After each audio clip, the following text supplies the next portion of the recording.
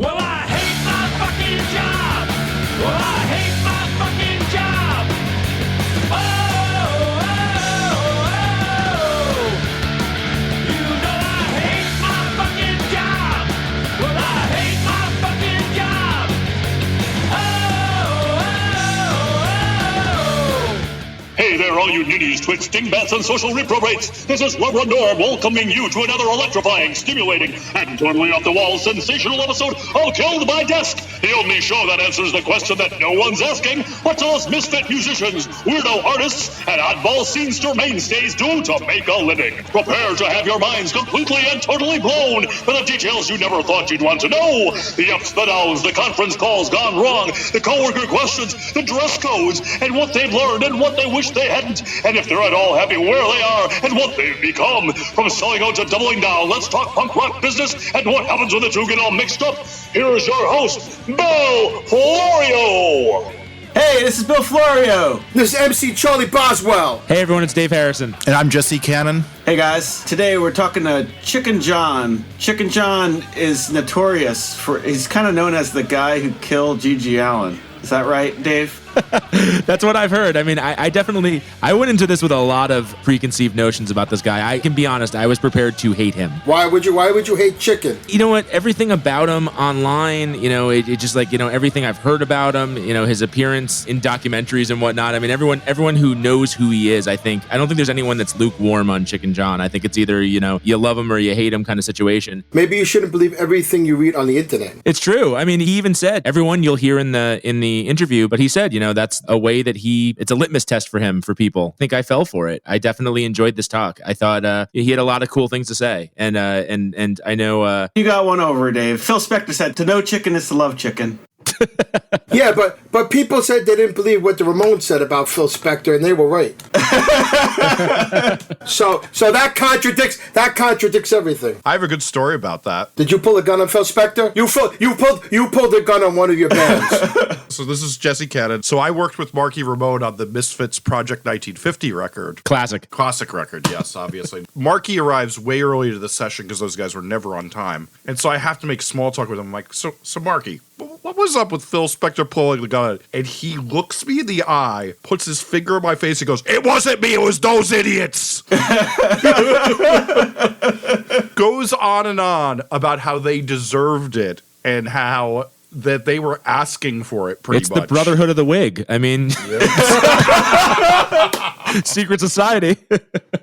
I think Chicken John is just a master salesman. I think he's a master showman, not salesman. I think he's a master salesman. I think he can make anything happen. He can talk anybody into anything, and you're gonna like him for it. He's secretly a sweetheart too. I mean, I thought it was really interesting. He was really excited about the fact that you and Charlie were still friends after all these years and that we all got together and did this podcast. I mean, I felt really positive after speaking to him, and that was not a feeling I expected to have. If he ever fixes his website, people should go buy his books. I clicked the link and there was no link there. So, John, fix your website, because I think you have a lot of wisdom to spread. Speaking of people that are surprises, if you know anyone that you think we should have on the show, please email us at killedbydeskpodcast@gmail.com. Let us know who you have, whether it's you or someone you know, and we'd be happy to look at it and laugh. Yeah, no, we're always looking for really interesting people to talk to. All right, let's do it. Play the tape.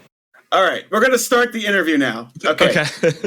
John, when I emailed you and asked you for this interview, you came up with a challenge for us. Could you just reiterate what it was? I have no recollection. What was it? Remind me. We were asking, this interview is about what you do for a living. All right. Oh, that's complicated. State the challenge again. I can't remember what it was. What was the challenge? You said, I dare you guys to figure out what the hell I do for a living. I just want you to say that. It's complicated. You can figure out what it is that I do. I would love it for you to tell me. If you can get it down to a couple sentences or even a couple paragraphs. I'm a little all over the place. What does the IRS think you do? Yeah, what does the IRS think you do? Well, when I fill out my tax returns, under occupation, it says showman. So that's like showman? Is that like P.T. Barnum? Is that the kind of thing we're talking about?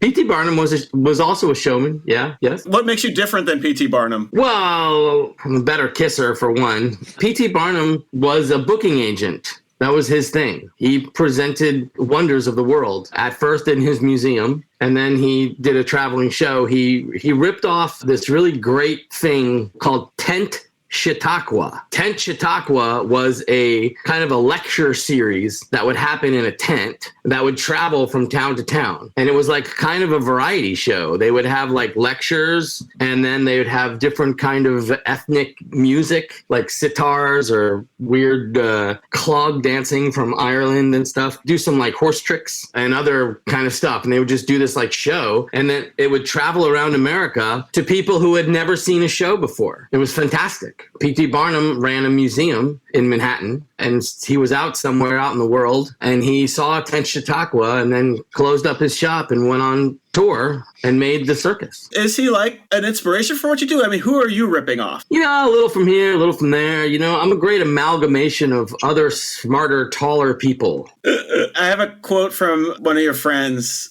who just said, I worked with him for 10 years and I can't really figure out how he makes a living. About 70% what he does, who the fuck knows? I mean, is that typical with the people that you're interacting with to get this stuff done? I serve my community a lot. It's a pretty big community here in San Francisco. And a lot of what I do isn't money based, you know? So some of what I do for money, but a lot of what I do is just helping out. You know, we're doing stuff, helping other people do their shows and do their thing. And a lot of the shows that I do are free. I was told a good story to give the audience an idea of what you do is there's a funeral home that was closing. Could you tell us how that came to be? Less people were dying, that's why.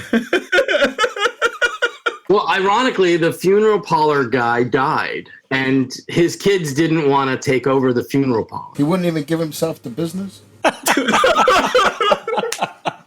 I didn't know the guy, you know, or whatever. The story is a pretty fascinating story. So this is in a town called Palo Alto, which is down the peninsula south of San Francisco. It's like where the internet is. It's where the Google campus is and the Yahoo campus and all that. And so they put the funeral parlor up for sale. And how much were they asking for? $1.1 million.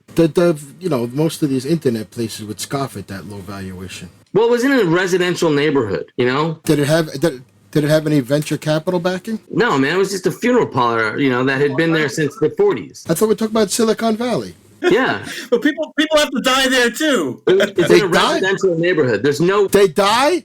They're not demigods? You're telling me that like these tech geniuses are going to die? Like Elon Musk is going to die. He's not going to make himself a cyborg and transplant his brain into some electric robot? Where did Steve Jobs go? He's still alive. Oh, yeah, there's no grave. Let John finish the story, please. Okay. They put it up for sale, right? Part of putting it up for sale was they also gave plans that an architect did for knocking the building down and building a huge skyrise of apartment building, which would probably be, 3 years of constructions and jackhammers and all that stuff, and would completely block the view of all the neighbors that were living next door. So one of the people wrote an email to the realtor saying, I want to buy the building and I want to buy it, but I don't want to tell you who I am, and I'll give you more money for it or whatever. And the realtor is like, no, fuck you, just write an offer like anybody else, and that's it. And so they wrote an offer for $11 million and said that they need everybody to sign NDAs and all that stuff. And so they had to hire a lawyer to deal with the NDA, a contract lawyer. And so they hired my dad to deal with this very, very sensitive and very, very hush-hush kind of thing. And it turned out that Marissa Mayer lived next door to the funeral parlor. If you guys don't know who Marissa is, Isn't she with Facebook? Say it again? Is she with Facebook? Yahoo. She was, but now she runs the CEO of Yahoo. So Palo Alto has a housing shortage, just like everywhere in the Bay Area. And so she wanted to just buy the property and just leave it sit fallow so that she doesn't get her view blocked. And so everybody had to sign an NDA. And then they said, we need to get someone to move all this funeral shit out, but we need that person to be articulate and very, very gentle. And they need to work, only a couple hours a day and be very quick and quiet and not answer any questions from them or the press or anybody who might come to the building. And so I got the job to be that guy. Because you always when you want to do something quietly, the first thing you do is hire a showman, right? That's correct. Well, they wanted to hire someone smart and effective and good looking, so they hired me. So I got a crew of guys and a couple rental trucks, and we moved all this stuff out. I mean, we're talking like embalming tables, fluids, strange cans of I don't even fucking know what. But they got these plugs that go in your anus. It's like a screw plug to stop any anal leaking. There's like a couple of boxes of those. And then an entire office, one file cabinet, half full of empty death certificates waiting to be printed on and stuff, and all, and just the rugs, the paintings off the walls, coffins, pews, an altar, all that kind of stuff. Boxes of different denominational bric-a-brac. So, I got this job, which was a good paying job. And I hired all, friends and stuff to do all the stuff. And then I took all the stuff from the funeral parlor and brought it to a venue and put it all up like on the walls and everything, and put out tables for people to like dig through the bric-a-brac and stuff, and did the funeral show. We did a variety show with 12 acts of people doing their interpretation of funeral or death or whatever. Some of it was funny, some of it was sad. And the headliner was a comedian who used to be an embalmer, and he does this embalming comedy act, which doesn't really work at all, but it's just so weird that it was amusing. And then at the end of the night, I told everybody they could take whatever they wanted home. But yeah, everybody wanted a death certificate or, any of that handheld stuff, but also all the furniture, the chairs and other stuff. People were like pushing embalming tables down the street on borrowed dollies they borrowed from me. It was pretty amusing. But that's kind of what I do, is I make shows out of things that you wouldn't think that would be a show, in places where you wouldn't really think that you could see a show. That's what I do. What plays into this as far as like, I was told that one of your philosophies is like, I don't want to pay someone to do anything. I'm just going to do it myself. I want to learn how to do it. Like, it sounds like you built a lot of skills up that way. Yes. Is that driving everything a lot of what you're doing? Well, it's kind of in the 80s, that whole DIY thing. I haven't let go of any of that. I'm still doing it all myself. I don't really rely on professional services. If I need something welded, I buy a welder and I weld it. And I learned to weld. A lot of the building stuff, a matter of just doing it. Now it's easier. YouTube, there's tutorials on anything. I've been doing this my whole life. Well, the last time I saw you play, I think, was at CBGB's on Christmas night, and you had your own one-man band. So was this kind of like where you were in bands before, and I'm sure, like everybody, you get frustrated where three people are willing to do something great, and then one person screws it up for whatever stupid reason, like they have to watch a video from the library or something like that. So is that why you started a one-man band, so you would be in complete control, and is that like being in bands influenced you on this and working on your own? Well, at that time in my life, I was doing a circus, right? And I was doing national tours with a small independent traveling punk rock circus. That was in Spin Magazine, right? That's correct. 13-page spread in Spin Magazine. 13 pages, wow. Yeah. I mean, there's just a lot to photograph. So, a lot of those pages were just full bleed photos, but it photographs really nice circus stuff. But, that was the worst night of my life, by the way. Really? I was worried about you from that night. I'm being serious. I wondered if you got home, Well, that was the problem. I was supposed to stay with George, and he left. Well, George is a fesser. George does not get high marks in my book as far as being there when someone's in trouble or whatever. But he does look really good when he plays that PV. Yeah. He looks almost as good as Johnny Ramone. He's got that PV and he's got that snarl, that suburban snarl from what's that place in Connecticut that he's from, where Joe Lieberman lives? What's that place called? The Anthrax.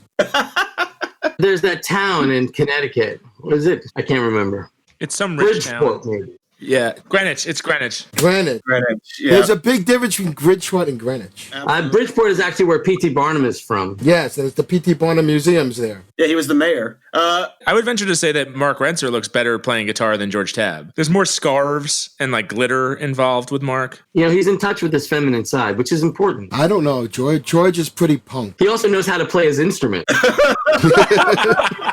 With George, you're not really getting much there. I once described George's left hand as having 4 bananas and a plum.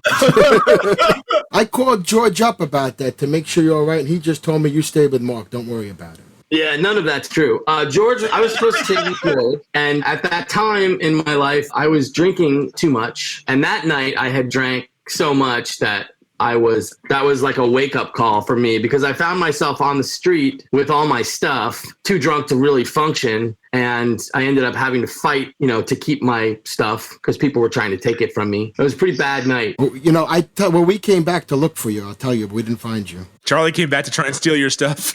No, Maybe it was you.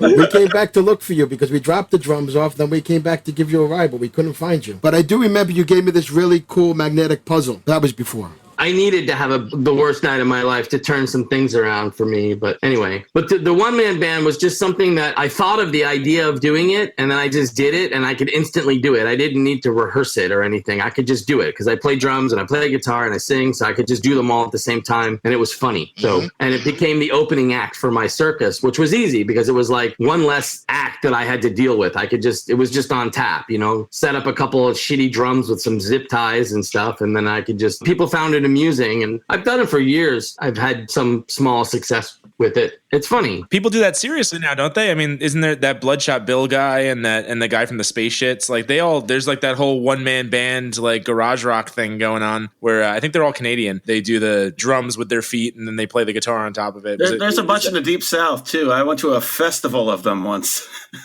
I didn't plan to go. I kind of left the music industry in like 1992, 3. Do you consider Letch Patrol as being part of the music industry? Well, I mean, not the industry. I'm just saying the last band I was in 1993, and that was maybe, that's not true. I did play in a band for a month or two in 1994, but, I haven't really played guitar in a band since then. I was going to say, did you see playing guitar in a band as just an extension of a way of being a showman, or did you feel like music was something separate from the showmanship aspect of what you do? No, I still play guitar every day, but I just don't play in rock bands and stuff. I got into flamenco at some point, and I play it now for my own pleasure, and my children like to hear me play. And do you write songs? Yeah, I write songs. I don't bother to write the lyrics anymore. I just, I have musical things that I play that I noodle around with and stuff, but it's not meant to be consumed or get a record contract or any of that stuff. It's just for my own pleasure. I gotten pretty good too. So wait, I was told that almost every Chicken John project loses money, but do they really?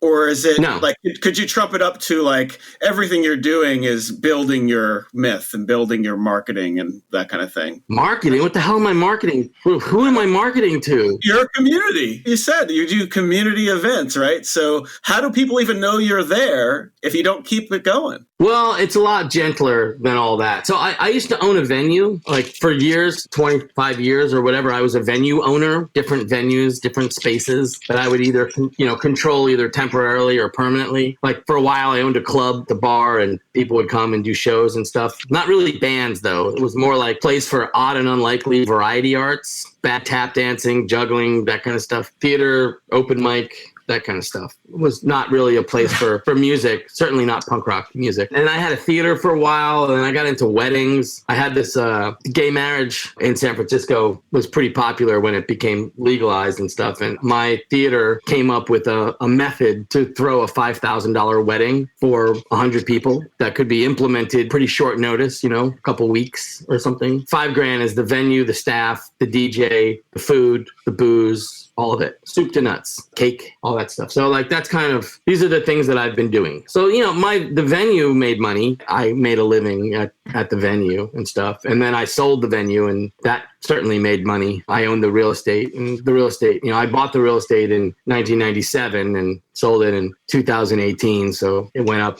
10 times or something. I don't know, 6 times or something. So that was pretty good. A lot of the stuff I do, I don't know about loses money, but when you say loses money, it means that to me, it kind of feels like your intention was to make money and instead it lost money. But, there's lots of things that we do that lose money. You guys bowl? You guys go bowling? I went bowling with SFA once, and Mike Bullshit got a 28. Wow, it was a blow to all kinds of people everywhere, I think. I would have thought SFA would have been better bowlers than that. You be wrong. We beat them. Brendan always insisted that we bowl them to see who would open up and who would headline. And we always won. Pretty pathetic bowling. I bet Madball would be really good at bowling. Hold on, I think we're getting at something though, because it's like there's the why behind why you're behind doing this stuff, right? So if money is not the goal, what are you trying to accomplish, or is there a common thread? Well, I mean, what are you trying to accomplish? And what are we here for? What are we doing? Why? What's it all mean? You know? I think what Bill's trying to get out is, do you have a positive EBITDA? A who? EBITDA. What's an EBITDA? EBITDA, earnings before interest, taxes, and amortization. I didn't even know what that was. What you told me this was supposed to be a business show. It is. I don't know. I don't get this. That's what you're here for, Charlie. We don't know what we're doing. It is, yeah. He's absolutely right. I'm supposed to be the comic relief. That is earnings before interest, tax, depreciation, and amortization. Amortization. Now I can't say words. Say it like a New Yorker. Amortization. So the only thing I forgot is depreciation. I spent thousands of hours, tens of thousands of dollars on Letch Patrol. You're kidding. Why would I do that? Is that how you got all that publicity? Did you have a really good PR guy or something? Yeah, weren't you on MTV? I'm a really good PR guy. Okay. Yeah. I'm the best. I'm a media manipulation specialist. Wow.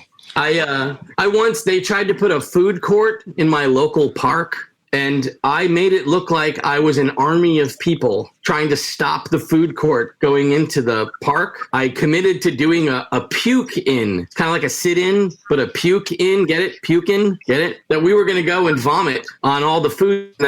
And it was a ridiculous premise that no one should have ever believed. But the organized crime unit from San Francisco came knocking on my door, telling me that if I was in fact organizing a group of people to be an outrageous mob, to put their fingers down their throat and to vomit on other people, that would be seen as assault, and I would be arrested and charged with inciting a riot. Like, these are very serious people that were talking to me, and I said to them, hold on a second, and I went inside and I got a clown nose. I said, okay, let's continue the conversation now. So you can, I just want to do this with a clown nose on because you guys are fucking killing me. That was great. That was got like written up front page news on all the newspapers. Chicken John and his minions are going to vomit in the park. But I mean, if you say it, they'll write it, you know, and there's no food court in the park now, which is really what I wanted to do was to bring the issue to light. And like once people thought about it, they're like, wait a minute, we don't want a fucking food court in the park. I mean, we don't want puke either, but you know, no one was ever going to puke on anyone. And I certainly don't have any followers that I could make vomit on command, nor can I vomit on command. Well, maybe if you served them one of those Kung Pao chicken pastrami sandwiches, they would just puke automatically.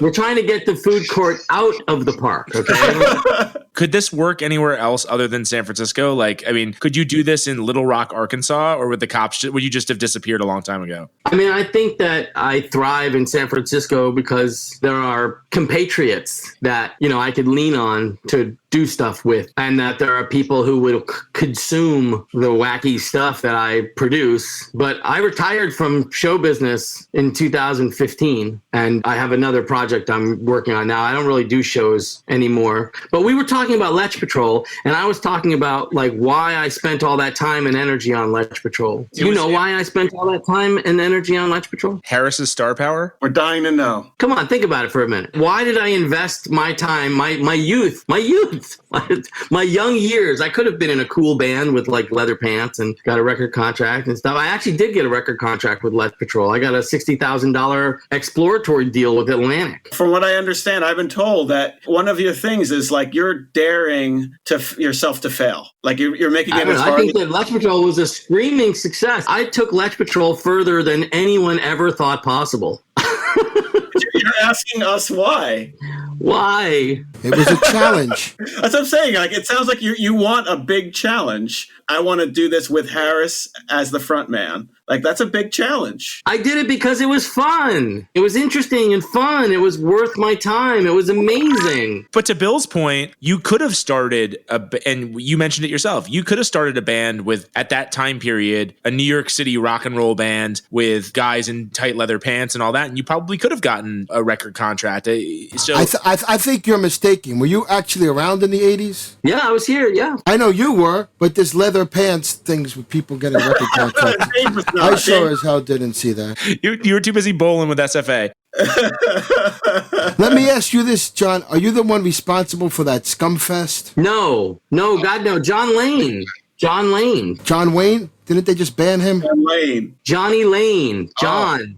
Johnny Fastlane. Johnny Fastlane. Johnny Fastlane did the Scumfest. Him and TC. Oh, Are you from New York or what? What do you mean, am I from New York? Of course I'm from New York.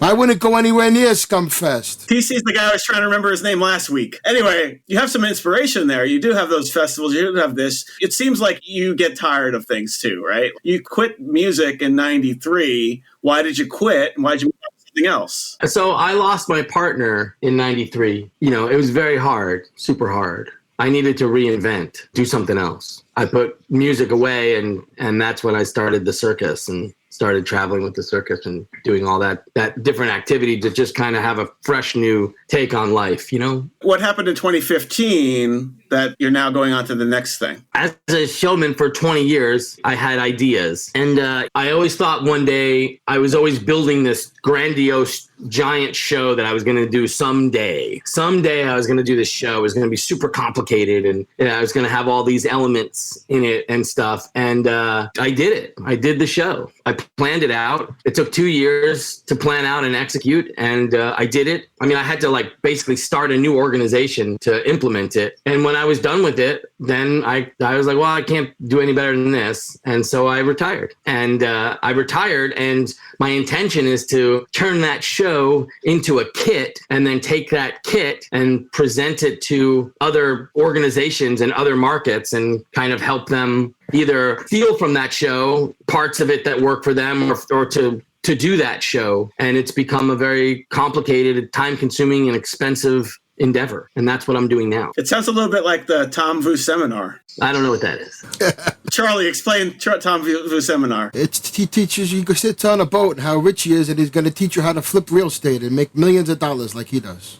Yeah, I don't think that it's fair to do that because I would be doing this, for free as a public service, just to help out younger people who maybe have ideas that don't really have the experience or the tactical narrative to implement or the money. My idea is to come up with a fundraising plan. I can certainly fundraise for that show that I did. If someone else wanted to do that show in another market, I could probably come up with a grant for that. So it would be a way for a theater company in another market to do a grandiose, amazing show and, have it be granted and get paid for it. Well, what was the show? It's called The Fallen Cosmos. It's an environment show that we did in a 100,000 square foot space. And if you're into art, there's a painting called The Garden of Earthly Delights, and it's by a man named Hieronymus Bosch. And it's in the top 5 paintings, like the Mona Lisa and Van Gogh's Starry Night. And it's a very complicated painting with hundreds of characters in it. Pretty much defies explanation. It's a triptych, has 3 panels to it. And basically we took a 100,000 square foot warehouse. We made the painting come to life. And then you would be a person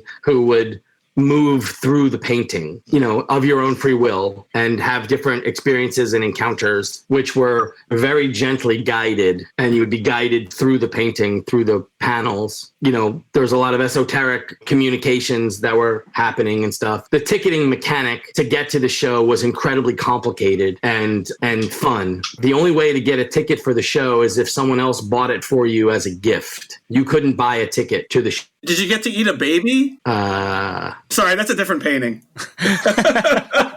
Eat a baby? What? I believe there's a Bosch painting where there's a devil eating a baby. Oh, yeah, sure. Yeah, it's possible. I could have missed that. It could be in that painting. It's a very complicated painting. The ticketing mechanic is really cool. And you have to show up at the door with your ticket and your ID to make sure that you didn't buy your ticket or it's null and void. And we costumed the audience, which was complicated. It was thousands of people that we had to costume, which was grandiose and complicated and expensive and annoying. But we did it, and we did the show several nights. And one of the cool parts about the show is that no one at the show paid to be there. So there's basically a room full of gratitude, and no one's looking for customer service or whatever, because everyone there is someone who someone else loves very much to buy a $50 theater ticket to, So it's interesting. It's an interesting, complicated, and confounding show idea that basically took my whole adult life to write and then implement. And then I was like, okay, well, that's good enough. So now I got to figure out how to turn it into a kit. And it's been hard. Well,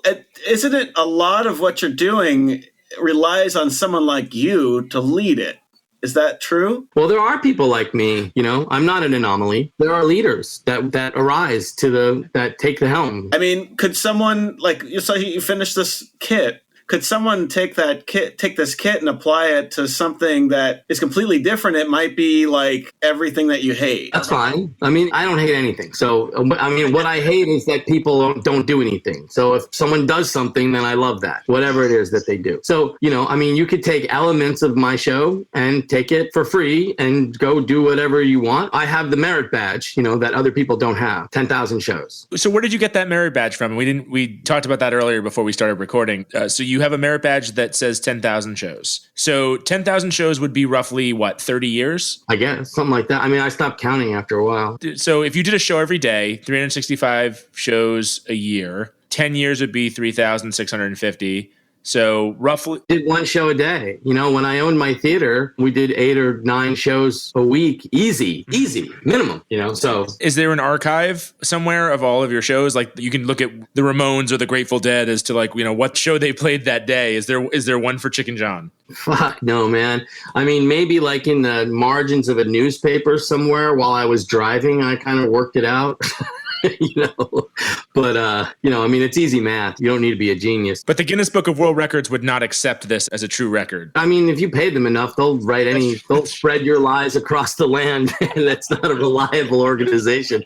Let me just give you an idea. Okay. So there's a man named Dr. Howe. He's a genius. He's been reading Scientific American for 50 years, right? He has a photographic memory, right? Which is a blessing and a curse. I wrote a show for him to do called Ask Dr. Howe, where like a nightclub show where we sit on a stage and people write down questions in an envelope and put money in the envelope. And I open the envelopes and ask the questions and he answers them. And I kind of keep the show moving. He's my friend. I love him. He's a national treasure. And I've done 518 shows with Dr. Howe. That's just one thing I did. We did probably 350 circus shows. I think I did 12 Letch Patrol shows in my life. So that's not really a big part of what I've been doing. Wait, you guys only played 12 shows? Probably. I mean, I'm guessing. Certainly less than 20. That's a huge accomplishment, though, because I feel like I heard about Letch Patrol so much. It seemed like you were playing every week from what I read at the time. Yeah, we used to put up flyers for shows that we did last week, just as a way to get publicity. That's very smart. Yeah, I mean, is all that's going to be in the kit? There's so much here as far as like your media manipulation, your abilities, right? Like, is that going to be in the kit? Because I feel like you need that to pull off a big event like this. No, actually, that's in a book that I wrote called The Book of the Is. And if you want to read that book, then you can get some of that information. But one of the key things for the Fallen Cosmos and for the kit for the Fallen Cosmos is to eliminate the need for any marketing. And so how we do that is that I sold tickets to the Fallen Cosmos on Kickstarter, right? Without giving any information about what the show would be. So it would be a complete surprise. It's $50. You buy a ticket and then you give the ticket to someone else to go as a gift. And there's no information about the show except the date. Well, I wanted to ask about that because I found the Kickstarter page. What is the San Francisco Institute of Possibility? Is that your institute? That's my nonprofit. Okay. That's the organization that I run, although I have no control of, because a nonprofit, the executive director has no power. It has a board, and the board is they can fire me or whatever. So I answer to my board. That's kind of how, it's kind of like cut the candy bar in half. Like you cut the candy bar in half and I decide who gets what half kind of a thing, so that's what works for nonprofits. And I'm a big fan of that because executive director people end up having too much power and then just become egomaniac douchebags. Were any tickets delivered by Miniature Donkey? That was promised in the frequently asked questions. Really? Yes. It says tickets will be delivered to a person of your choosing by way of Miniature Donkey, a postal worker, or if you so choose yourself. Yes. I didn't write any of that, but I do feel like in the kit there should be instructions for how to deliver a ticket via Miniature Donkey. Well, it's nice to see that someone on my team is detail oriented and filled out that little Kickstarter form and put that little Easter egg in there. I'm happy to hear that. But what that did was that allowed us to sell all the tickets in advance, and then we didn't have to do any marketing. But in order to keep the event a secret as to what was going to happen, because there was 300 people in the event, 300 actors in the event, right? So like the audience was costumed and would move through the event, and everybody else was costumes, and so no one knew who was in it and who wasn't. And that was part of the beauty and strength of it. But eliminating the marketing of it was great. But then we had to stop the word from getting out as to what it was. So we actually ended up going on a marketing campaign anyhow, describing the different things that would happen there, but they were all false. So by the time the event happened, no one knew what the fuck to expect, because they had heard from the people and they heard from us, and then they heard different things from other people. And then we kept lying to people who were in the production as to other stuff that was going to happen. And so there's a lot of lying happening, which worked amazingly well. So when the people actually arrived, they really had no idea, because when it comes down to it, as a showman, there's a lot of things that I'm more powerful than, but there is something that I'm absolutely a battle that I will lose every time. And that is that I cannot battle your imagination. And if I tell you that we're going to do this thing and it's going to be like Christmas with Santa and the reindeer and the whole thing and blah, blah, blah, in your mind, it is going to be way more grandiose than anything that I can build with cardboard and tape. You know what I'm saying? So it's better if I tell you nothing and then you show up and then whatever it is that I built is amazing. But if I tell you what I built, your mind can build it better than I can build it in real life, no matter what kind of lights I use or smoke machines, whatever, actors, all those things. Well, it still was coming from your organization, though. So they had some idea of, like, even if it was not, they didn't know what to expect, it was still coming from you. If you copy this over and it's not coming from you, I don't know if that Kickstarter campaign would work. I disagree. So although the framework was coming from me, right? So like I told people, hey, look, we're going to remake this painting. Are you guys all sitting in front of computers right now? Go over to the web and search for Garden of Earthly Delight. Okay. It's a painting. You'll see it. Is that the one where the meteor is splitting the earth in half? Say it one more time. Is that the one where the meteor is like splitting the earth in half?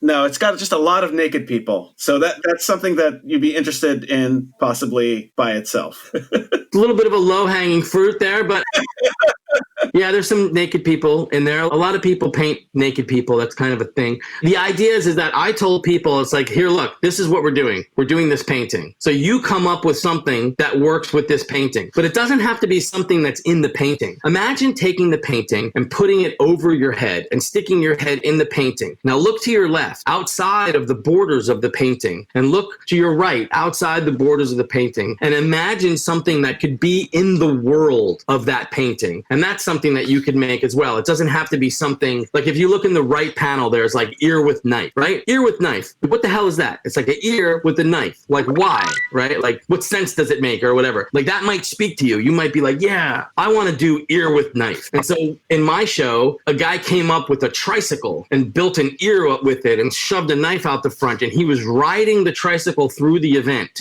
It was like ear with knife was like mobile through the 100,000 square foot warehouse. But someone else could imagine ear with knife being a flying thing, and they could get a harness and they could be the ear with knife. Or then maybe it's just sculptural or whatever, you know, or maybe it could be nose with knife, or, you know, ear with spoon, something that your imagination could do. And I wasn't telling people what to do. I was telling people, you figure out what you want to do, and we're going to provide the framework for it. And for me, that kind of collaborative artwork is what really brings people alive. And that's what makes a show work, is when the people in the show come alive. And they're only going to come alive with something that comes out of their mind. So you want to curate, you know, the framework for it, but you don't want to micromanage to the little bits. So they come and they say, yeah, I got this and that and this and that. And then you very gently guide them on their way to doing different things because of my experience and stuff like that, as any director does. So I disagree that it needs me. It doesn't need me. It just needs a director, and a director that will direct gently so that people can do what they want to do, because that's what makes the magic happen. That's where the duende is. This sounds a lot to me like Dianetics. You're convincing me that I have control of my own reactive mind, and that sounds very appealing. Do you feel like you are some sort of maybe better focused, better angled L. Ron Hubbard? I don't know the first thing about L. Ron Hubbard. You've never been to the Church of Scientology? No. You know, if you go there, they make you take this 150 question quiz. It's really tedious, yeah. And then you get to watch a movie after you finish it. Excellent. One time I went there, and they said, learn the secrets that man has been trying to figure out since the time of the caveman. And so they gave me a ticket for the movie, and I went to see the movie. And then after the movie ended, this guy in there was like, you said there was going to be a caveman. There's no caveman in this movie. And then they started talking about Dianetics, and he said, man, you're just trying to sell us a book.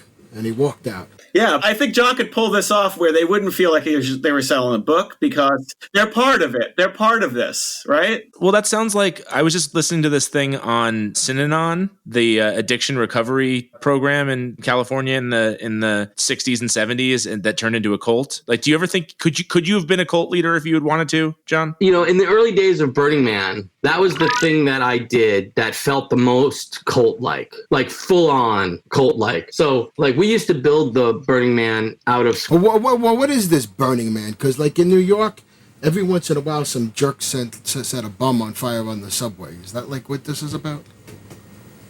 And why would you want to do that? Yeah, explain Burning Man. I don't think everyone knows what that is. I've only heard about it from, like, jockey guys at work. Okay, Burning Man is an annual desert transformational festival that happens 135 miles north of Reno on a 400 square mile desert. It's a dried up lake bed. It has attendance of 85,000 people, and it is largely considered the best, most interesting, and most freeform festival on the planet Earth. Burning Man. Got it. So I heard a rumor that you were the guy who figured out how to monetize it early back way when. Is that just a myth you created? It is both true that I helped Burning Man move from a completely disorganized weekend camping trip to a show, which had, fiduciary responsibilities in it. And it is also true that when the fiduciary part of it eclipsed the art part of it, I left. So I turned it from a little disorganized thing into a show with a beginning, a middle, and an end, and a gate, and where we all split costs, where everybody paid a little bit, and then there was enough money to pay for the trucking and all this stuff, because it's a big show. It's a big thing. It wouldn't have been able to continue unless we collected money, because we needed insurance, and we needed to pay people, and we needed to have security and porta potties, and we needed to be more of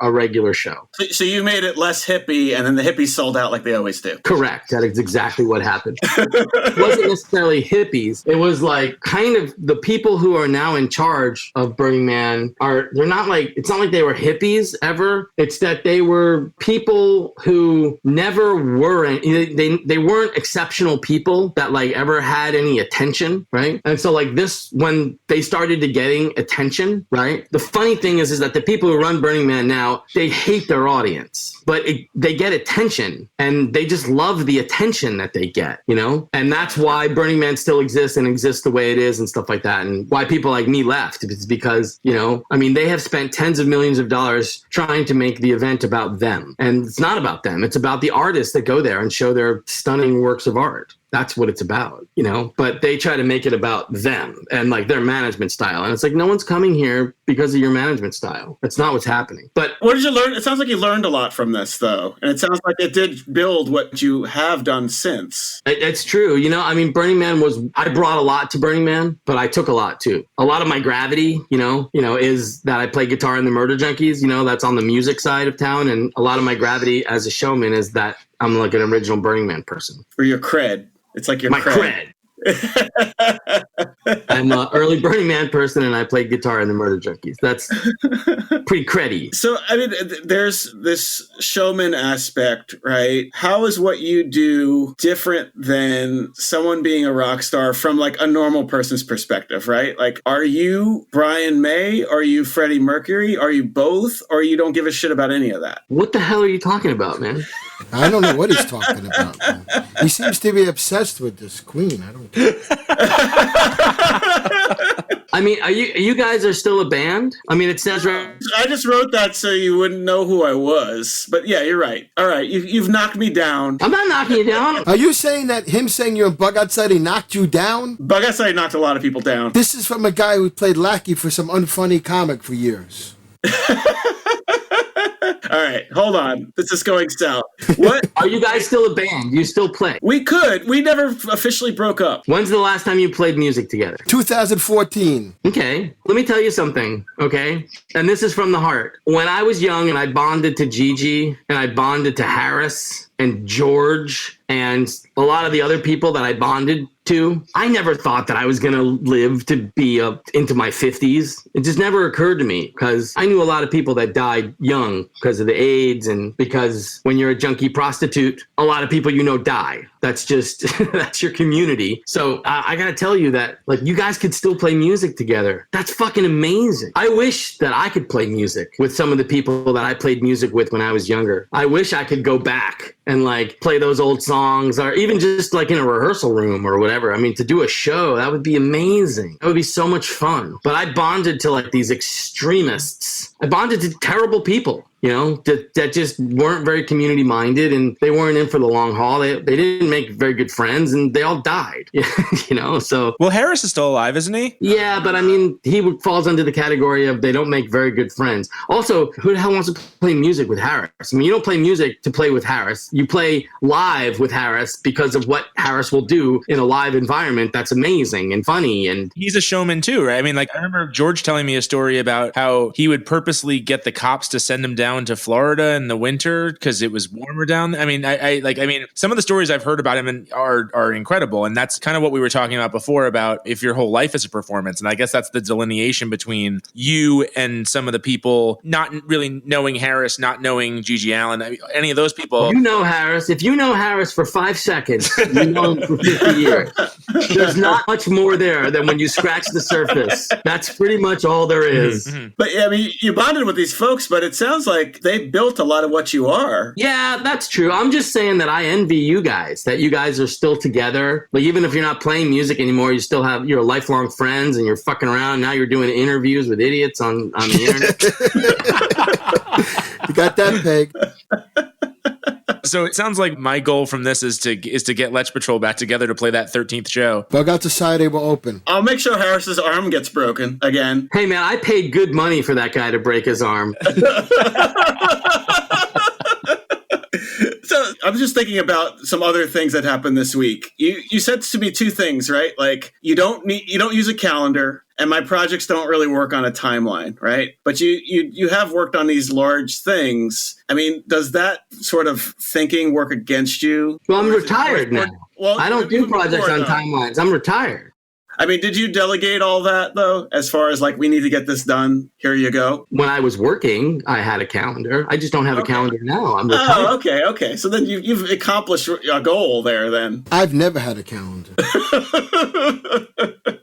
Well, I mean, you got to have a calendar when you own a venue. You know what I mean? You're going to get into trouble. You can't keep it all in your head. You know what I'm saying? Okay. Just checking if there was some odd mantra there or something, you know, like, something I didn't know about. But okay, I got it. You're just at a different point. You don't need it. Yeah, I don't do shows anymore. You know, I don't do that activity anymore. So one of the things that I was happy to surrender was my calendar and my alarm clock. So that's the answer, though. We had to figure out what you do. You're retired. I am retired from that activity. I work pretty much full time now for my wife as a handyman for her cafe empire. My wife owns Ritual Coffee, which is a San Francisco brand of fancy coffee. Cafe environment is just another way of serving a community and providing community space. And she really makes good coffee. Her coffee is ethically sourced. She does direct trade with farmers, doesn't buy coffee through any middlemen or anything, and has a guy that goes to the farms and makes sure that there's no slavery involved, which is a huge problem. Probably the only person I've ever met that talks about slavery almost every day, you know, and how it's a problem in that industry and stuff. That's why I don't drink coffee. Because of the slavery? Well, it sounds good. Yeah.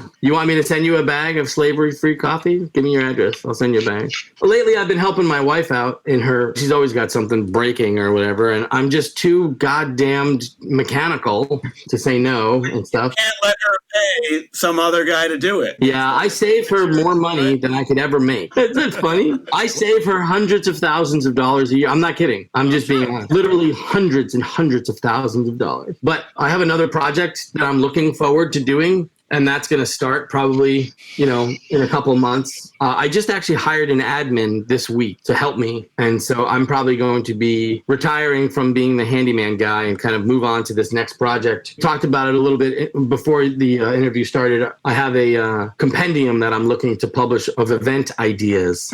It's part of that kit thing that I want to do. I want to do other people's ideas as well. I just want to know what I want to know what the classified ad for that admin position looked like. Or is that necessary? Oh, I don't think I could hire a stranger to work for me. It would have to be someone who understands my bullshit. It would be too complicated to get a stranger to come in here and just start working. It would have to be somebody from my world or whatever. I mean, this is a person I've known for 20 years. She used to run a company called Airlift from New Orleans, and she basically used to run a roadside attraction. It was like a house made of musical instruments. Then like you could go in and play the house. So she's uniquely qualified for my thing or whatever. I mean, it's a small community of people who do this kind of stuff. And, you know, I hope she's going to work for me for a couple months and see how it goes. Have you ever had an intern, or has anyone ever come to you and said, you know, I want to sit at your feet and learn from you? I don't know, sit at my feet. I've mentored 19 people. I mean, it sounds like you're really good at like vetting and finding the talent that fits in with your bullshit, right? We're looking for units of interesting, right? And so like that's the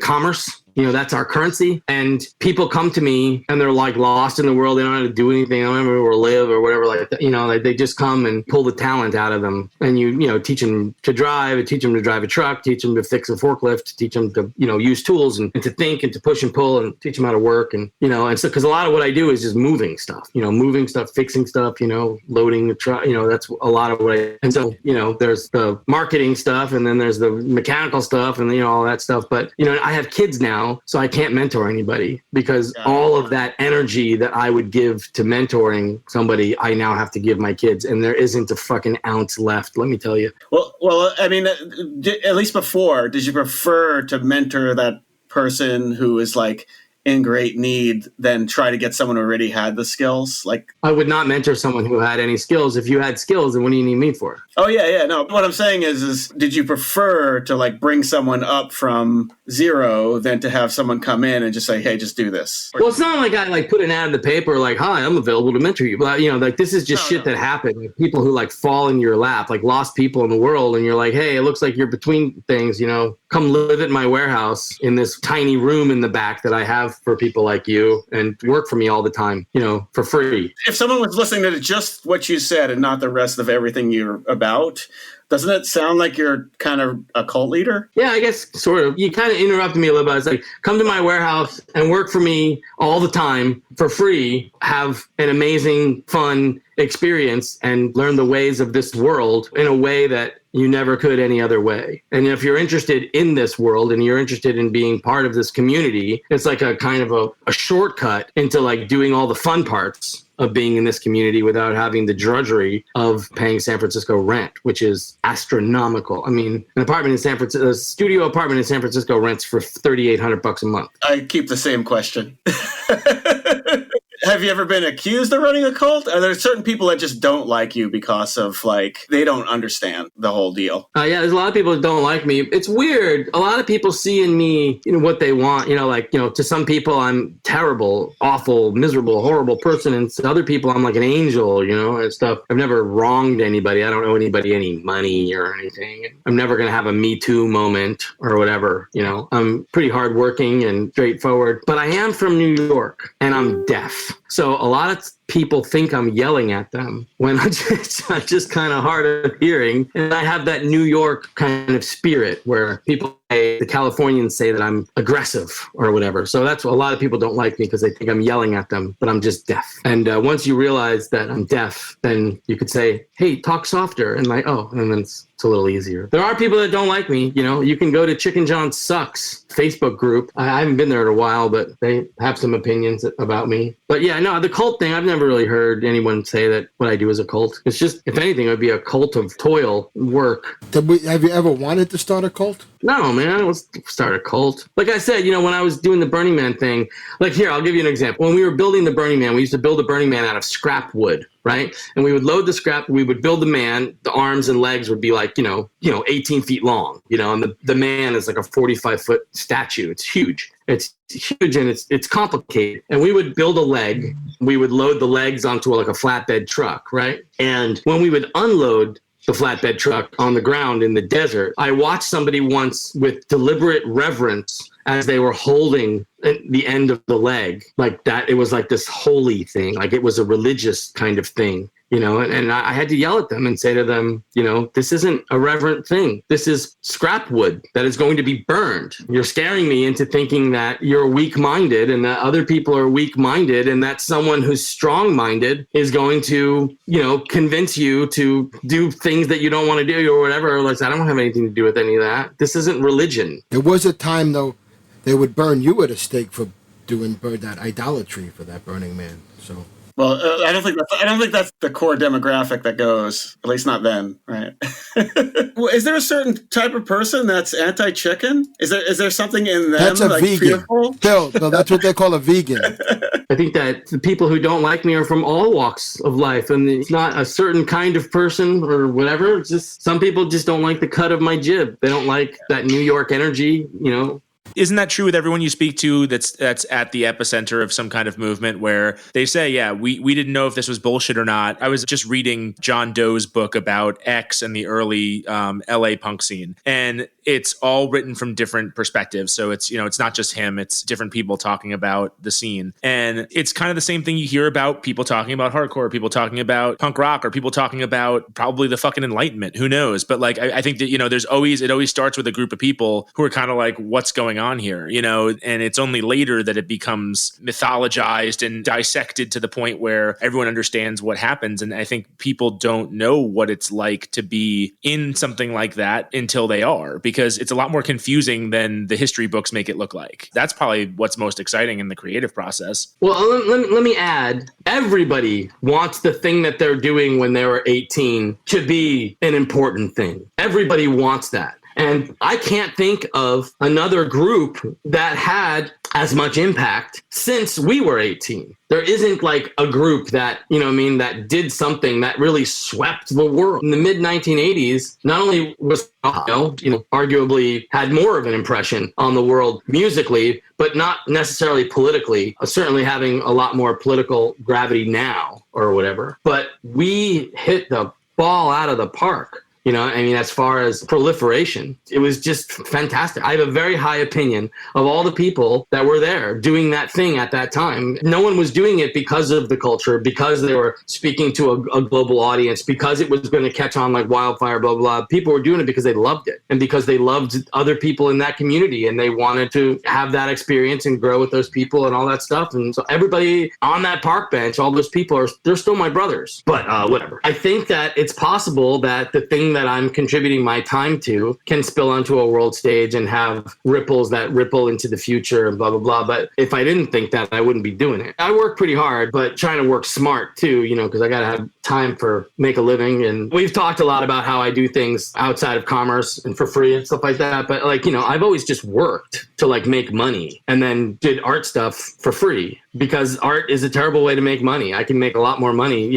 doing plumbing or trucking or whatever the thing that I was doing that was making the most money, buying and selling hubcaps. I bought San Francisco real estate, buying and selling hubcaps on eBay. I'm a hustler. That's what I do. I figure it out. I figure out how to make the money, and then I can go do what I want to do. You probably could have made a lot of money off of that funeral home stuff on eBay. I'm sure there's a huge market for that stuff. Well, that's the thing is that in San Francisco, you got to store that shit somewhere, and that's not cheap. San Francisco, you can't even get anything for less than $3 a square foot. Maybe if you drove an hour away, you could find something for $1.50 or something like that. But then you're taking pictures and doing it on eBay. I've done it. Believe me, I've tried to make money on eBay. I did make a bunch of phone calls trying to sell that stuff to other funeral parlors, which didn't have any success at. No one wanted any of it. But, you would think that I got all this stuff, 10 grand, I'll come and I'll deliver it. And they're like, no, thanks. We already have all the stuff that we need, which is a huge problem buying and selling stuff. Because usually when you're cold calling someone who think you might need that, they already have it. Call a cement company. You're like, I got a cement mixer. We already got one. So you got to get the timing right that their cement mixer broke yesterday. Now they're ready to buy another one or whatever. That's a skill, though. I feel like that's your main skill here is those opportunities come up, or you have to make them come up, right? It's a hustle, right? It's a hustle, man. Everything is a hustle. For me, it's a funny thing that when I married my wife, part of the vows was that I would never run for public office again and that I wasn't allowed to hustle anymore. And so because I used to buy and sell cars and guitars and I would selling shit and it's just she's like, you have to stop hustling. I was like, okay. And so I don't do any of that anymore, but I hustle in other ways. Right? You're helping out her business. You're still using those skills. Yeah, there's a lot of gray areas in marriage, my friend. Let me tell you. She doesn't let you do the marketing, though? I do help her with her PR. I can be very diplomatic if I choose to be. PR is very, very complicated. Cafes and coffee companies are always held to a higher standard, of progressivism and stuff. Cafes and the way that coffee shops deal with social movements and stuff, they really lead the way. Is there anything you want to plug? No, I'm retired. Are your books ever going to be put back in print? My books are all in print. You can buy them. Go to chickenjohn.com, click on something, and send me a PayPal thing, and then there's this service that sends them out. You just did a plug. Yeah, there it is. Yeah, buy my books. What service sends them out? Is that miniature donkey thing? That's it, kids. The gig is up. The cops are here, and your mom is calling jails, hospitals, and all your friends' houses wondering where you've been.